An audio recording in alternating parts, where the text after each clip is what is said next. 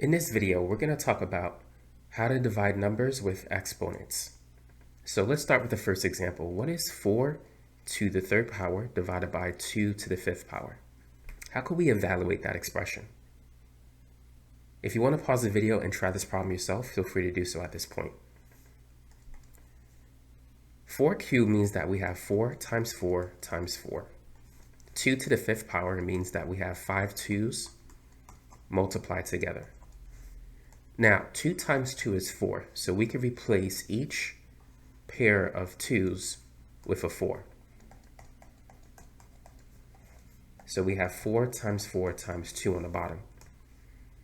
We could cancel a 4 from the top with a 4 on the bottom of the fraction.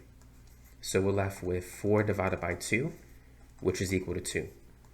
So 4 cubed divided by 2 to the fifth is simply 2. 4 to the third is 64. If you multiply 4 3 times, you get 64. 2 to the fifth power is 32. If you multiply 5 2's together, you get 32. 64 divided by 32 is 2. That's another way in which you could do it as well.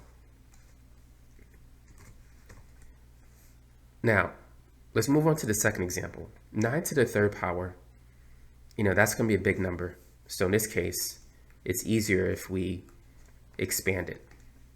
9 to the third power, we can write that as 9 times 9 times 9. 3 to the fifth power, we're multiplying 5 3's together. Now, each pair of 3 is equal to 9. 3 times 3 is 9. So what we have is 9 times 9 times 9. On the bottom, we have 2 9's and a 3. So we can cross out 2 9's, and we're left over with 9 divided by 3, which is 3. So this is simply equal to 3.